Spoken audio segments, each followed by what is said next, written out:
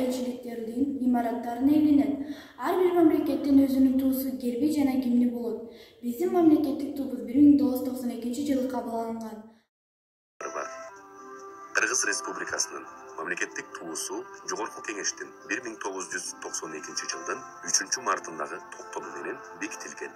Эгемен Кыргызстандын алгачкы туусу 1992-жылы 5-мартта өкмөт үйүнүн имаратынын үстүнө көтөрүлгөн. Маанилүү мамлекеттик символдун авторлору Эдил Айдарбеков, Бекбосун Жайчыбеков, Сабыр Иптаров, Жусуп Матаев, Маматбек Сыдыковтар. Биздин мамлекеттик туу кызыл түстөгү кездемеден жасалган. Ортосунда күн алтын түстөгү тегиз тийген 40 нуру менен чагылдырылган. Күндүн алкагында кызыл түс менен кыргыз боз үйүнүн түндүгү тартылган. Туунун кызыл өңү эрдиктин жана кайраттуулуктун символу. Туунун кызыл түсү Айкөл Манастын туусунун өңүндөй. Алтын түстөгү нурлуу күн бейкуттук менен байлыктын белгиси. Түндүк ата конуштун символу, кеңири мааниде тынчтыктын символу. Тегерек алкакка бириккен 40 нур байыркы 40 уруу элдин Кыргызстан мамлекетине бириккендигин түшүндүрөт. Дагы экинчи бир белги. Алтын нурун чачыраткан улуу күн. Башка элдерге Кыргызстан күнөстүү өлкө катарында белгилүү эмеспи? Кыргыз оюунун элесин берген 40 нур күндөн тегиз чачырап турат. Бул нур бүгүнкү күндө республикабызда жашап турган ар түрдүү улуттарды билдирет. Туудагы күн менен боз үйдүн түндүгү айкалышып, алыстагы нур чачкан күн түндүктү элестетет. Кыргыз үчүн 40 деген сан ыйык.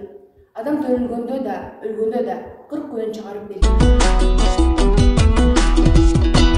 Автобус элимдин тереги, көк асманга жеберет жереги.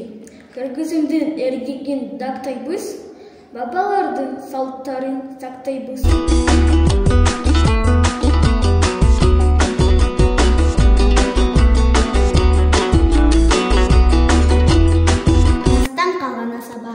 Маанисин кыргыз эл билет, турса экен эркин заманда, туубуз бийик желбиреп.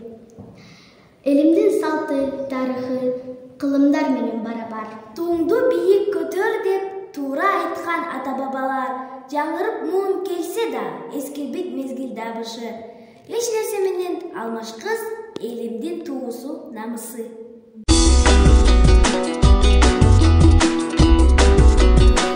Ало логон желбиреген көзүл желек. Атабыз Манастан келген белек. Жаркырап келечекке маяк болуп, жеништерге алып келет.